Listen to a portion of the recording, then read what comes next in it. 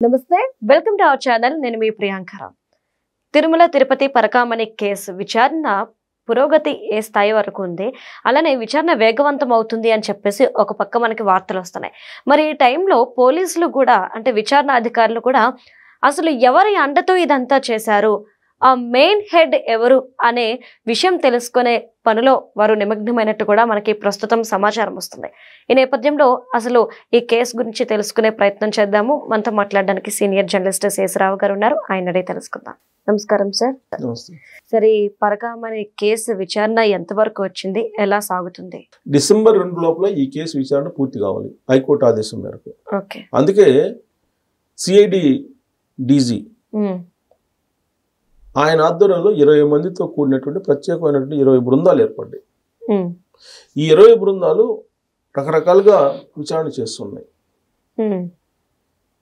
దాంట్లో legal team ఉంది forensic team ఉంది పోలీస్ టీం ఉంది తర్వాత తిరుమల తిరుపతి దేవస్థానం నుండి కొంతమంది అధికారులు ఉన్నారు ఈ మొత్తం కలిపి ఒక ప్రత్యేకమైన బృందాలు విజిలెన్స్ ఉన్నారు తిరుమల తిరుపతి దేవస్థానం విజిలెన్స్ వీళ్ళందరూ కలిపి ఒక 20 బృందాలుగా ఏర్పడి దాని మీద సీరియస్గా విచారణని ప్రారంభించారు యాక్చువల్గా పరకామణిలో ఏం జరిగింది అనే దాని మీద సీన్ రీకన్స్ట్రక్షన్ కూడా చేశారు సీన్ రీకన్స్ట్రక్షన్ చేసి కొంత సమాచారాన్ని తీసుకున్నారు ఎవరైతే దొరికారో 2023లో రవికుమార్ అనే అతను పరకామణిలో దొంగతనం చేస్తూ అతని కుటుంబ సభ్యుల్ని హైదరాబాద్ నుంచి తీసుకెళ్లి తిరుపతిలో పద్మావతి గెస్ట్ హౌస్లో విచారించారు శుక్రవారం అంతా విచారణ చేశారు శనివారం ఇవాళ కూడా విచారణకి రమ్మని చెప్పారు వాళ్ళు ఇచ్చినటువంటి క్లూస్ ప్రకారం రవికుమార్ సతీమణి ఆయన కుమార్తె వాళ్ళు ఇచ్చినటువంటి క్లూస్ ప్రకారం ఎవరో దీని వెనుక పెద్దలు ఉన్నారు అది ఇంకా బయటికి రాలా ఎవరు ఆ పెద్దలు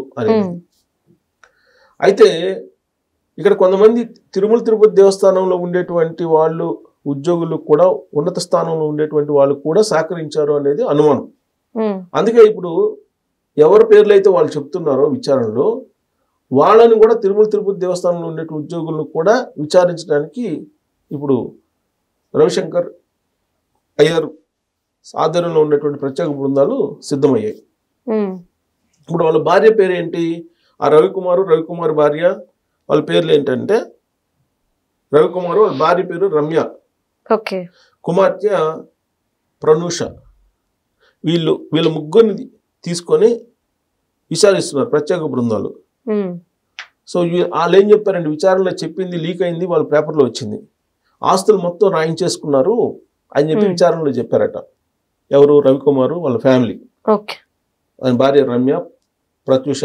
అనే అమ్మాయి వాళ్ళ కూతురు వీళ్ళందరూ కలిసి ఆస్తులు మొత్తం రాయించేసుకున్నారు అని చెప్పి విచారణలో వాళ్ళకి చెప్తే మరి ఆస్తులు మొత్తం రాయించుకుంటే మీరు హైదరాబాద్లో ఎలా ఉంటున్నారని చెప్పి క్వశ్చన్ వేశారట హైదరాబాద్లో ఉండటం అంటే నెలకి సుమారుగా ఖర్చు అవుతుంది కదా మరి మీరు ఎలా ఉంటున్నారు ఆస్తులు మొత్తం రాయించుకున్నారు నిరాశ్రయులు అయిపోయారు మీరు హైదరాబాద్లో ఎలా ఉంటున్నారు ఎలా ఉండగలుగుతున్నారు మీ ఆస్తులు ఎంత రాసిచ్చారు ఎవరికి రాసిచ్చారు ఇవన్నీ అడిగినప్పుడు ఈ మొత్తం వ్యవహారం పోయి ఆ రోజు ఉన్నటువంటి పెద్దలకి టచ్ అయింది ఆ పెద్దలు ఎవరు అనేది ఇంకా బయట వస్తుంది ఆ రోజున 14 కోట్ల రూపాయలు తిరుమల తిరుపతి దేవస్థానానికి విరాళం ఇచ్చినటువంటి 14 కోట్లు విరాళం ఇచ్చినటువంటి ధనికుడు రవికుమార్ ఎవరు ఈ రవికుమార్ అంటే ఒక సామాన్యమైనటువంటి కుటుంబం నుంచి పెద్దజీఆర్ ఆధ్వర్యంలో పరకామణిలోకి ఎంటర్ అయ్యాడు మరి పెద్దజీఆర్ సంబంధించినటువంటి నియామకాలు ఎలా ఉంటాయి అసలు ఇప్పుడు పోలీసులు విచారణలో తేలిందంటే సాధారణంగా సేవకు వెళ్ళేటువంటి వాళ్ళని కూడా పరకామణిలో లెక్కించడానికి పెడతారు వాళ్ళనేమో పర్ఫెక్ట్గా వచ్చేటప్పుడు పోయేటప్పుడు అణువడుగు చెక్ చేస్తారట కానీ పెద్దజీఆర్ ఆధ్వర్యంలో నియామకం అయినటువంటి వాళ్ళ మీద పెద్ద చెకింగ్స్ ఉండవంట చెకింగ్స్ ఉండవా లేదా చెకింగ్స్ లేకుండా చేశారా ఎవరు చేశారు పెద్దజీఆర్ ఆధ్వర్యంలో పెద్దజీఆర్ ఆశ్రమం నిర్వాహకులు ఏమైనా చేశారా ఆ ట్రస్ట్ నిర్వాహకులు ఏమైనా చేశారా లేదంటే ఇతనే చేశాడా పోనీ ఇతను ఎంత సంపాదించాడు 14 కోట్ల రూపాయలు విరాళం ఇచ్చాడు కొన్ని కోట్ల రూపాయల దాదాపు 40 బుక్ వాల్యూ 40 కోట్ల రూపాయలు ఉండేటువంటి ఆస్తులు ఉన్నాయంట బుక్ వాల్యూ 40 కోట్ల రూపాయలు ఉండే ఆస్తులు ఉన్నాయంటే మరి దీని మార్కెట్ వాల్యూ ఎంత ఉంటుంది మరి అవన్నీ కూడా రాయించేసుకున్నారు అని చెప్పి అతను చెప్తున్నాడు ఎవరు రాయించుకున్నారు ఎవరు నీకు విరాళం ఇవ్వమని చెప్పారు అనేది ఒకటి. అలాగే ఇప్పుడు ఈ లోక్ అదాలత్లో ఈ కేసును కాంప్రమైజ్ చేశారు. ఈ కాంప్రమైజ్ చేసినటువంటి పోలీసులు కొంతమంది ఉన్నారు, కాంప్రమైజ్ చేశారు, ఇతని చేత కాంప్రమైజ్ చేయించారు. ఈ లోక్ అదాలత్లో కాంప్రమైజ్ చేయించిన పోలీసులను 3 సస్పెండ్ చేశారు, విఆర్కి పంపించేశారు. ఆ పోలీసులను ఇప్పుడు గవర్నమెంట్ ఇమీడియట్గా నిన్న జరిగినటువంటి పరిణామం, నిన్న విచారణ పూర్తయిన తర్వాత ఎవరైతే ఈ లోక్ అదాలత్లో అతనికి సహకరించారో ఎస్ఐ, అలాగే కొంతమంది కానిస్టేబుల్స్, సిఐ, వీళ్ళ 3 సస్పెండ్ చేశారు, విఆర్కి అటాచ్ చేశారు, విఆర్లో పెట్టారు. సస్పెండ్ చేయలేదు, విఆర్లో ఉంచారు. సో విఆర్లో ఉంచారు. ప్లస్ స్టార్ట్ అయింది ఇప్పుడు ఇది ఎక్కడికి వెళ్తుంది? ఇప్పుడు వాళ్ళు చెప్తున్న దాని ప్రకారం రాయించుకున్నటువంటి వాళ్ళు ఎవరి దగ్గరికి వెళ్తుంది. అది ఆల్రెడీ డాక్యుమెంట్ ఉంటుంది కదా, ఎవరికి రాసి ఇచ్చారనేది డాక్యుమెంట్ ఉంటుంది. ఆ డాక్యుమెంట్ చూస్తే కనుక వాళ్ళు ఎవరికి రాయించారో బయటకు వస్తుంది.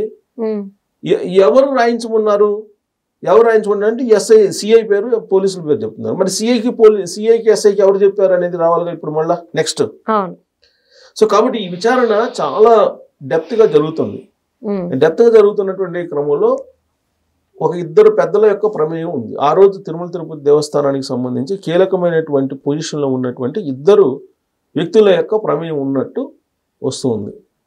వాళ్ళల్లో ఒకళ్ళు ఈ మధ్యకాలంలో ఇప్పుడున్నటువంటి పాలక వర్గం మీద ప్రతి సందర్భంలోనూ అనేక రకాలుగా దుష్ప్రచారం చేస్తున్నటువంటి ఒక లీడరు. ఆయనకి తిరుమల తిరుపతి దేవస్థానం అన్నా, లేదంటే తిరుమల తిరుపతి దేవస్థానం దేవుడు అన్నా కానీ అతనికి భక్తి లేదు. దాన్ని ఒక నల్లరాయి కింద కూల్చాడు ఆయన. పైగా ఇంకో మాట కూడా అన్నాడు, ఇంకా అది నేను చెప్పను, ఎందుకంటే శ్రీవారి భక్తులు కాబట్టి చెప్పలేము. అంత దారుణంగా మాట్లాడారు. ఆయన్నే కీ పొజిషన్లో ఉంచారు అప్పట్లో. సో ఆయన ఒకళ్ళు, ఆయనతో పాటు అడ్మినిస్ట్రేషన్ వింగ్కి బాగా హెడ్గా ఉన్నటువంటి ఆయన ప్రస్తుతం ఢిల్లీలో ఉన్నాడు. ఆయన ఇప్పుడు ఆయన ప్రమేయం ఉంది. ఆయన ప్రమేయంతో అనేక అరాచకాలు అక్కడ జరిగినాయి అనేది చాలా మంది చెప్తున్నారు. ఇప్పుడు ప్రకాష్ రెడ్డి గారు అని బీజేపీ ఉన్నాడు, ఆయన కూడా కేసారు భానుప్రకాష్ రెడ్డి గారిని. భానుప్రకాష్ రెడ్డి గారు కేసు కూడా వేశారు. ఆయన అనేక దాని మీద పోరాడుతూ ఉన్నారు. ఆయన కూడా చెప్తున్నారు. ఇప్పుడు ఇదే కాదు, ఇదొక కేసే కాదు, చాలా ఉన్నాయి. కల్తీ నెయ్యి ఉన్నాయి, ఇవన్నీ చాలా ఉన్నాయి. విజిలెన్స్ విచారణ ఉంది, అక్కడ టెండర్లు పిలిచిన కేసులు, వీటన్నిటిలో కూడా అక్కడ తిరుమల తిరుపతి దేవస్థానంలో ఉండేటువంటి ఒక ఆయన ఉన్నాడు, పెద్ద ఆయన. ఆయన ప్రస్తుతం ఢిల్లీలో ఉన్నాడు. గవర్నమెంట్ మారగానే ఢిల్లీ వెళ్ళిపోయాడు ఆయన. ఆయన్ని తీసుకొచ్చి విచారించేటువంటి సత్తా ఇప్పుడు ఉందా లేదా అనేది పెద్ద క్వశ్చన్. ఇప్పుడు ఆయన కనుక వస్తే మొత్తం వ్యవహారం బయటకు వచ్చేది. మరి ఆయన తీసుకొస్తారా? మరి 2 పెద్దల్లో ఒక ఆయన ఇక్కడ ఉన్నారు, సరే ఆయన అరెస్ట్ చేసి చేయొచ్చు. ఇంకో పెద్దాన్ని తీసుకురాగలరా? ఆయన కానీ తీసుకొస్తే అనేక కేసులకు పరిష్కారం వస్తుంది. మరి ఇప్పుడు రవిశంకర్ అయ్యర్ గారు డిసెంబర్ 2 లోపల నివేదిక అయితే ఇస్తారు. నివేదిక ఇచ్చిన తర్వాత మరి ఆ పెద్దలు 2 ఎవరు అనేది బయట రావాలి. Okay, right. Thank you so much sir.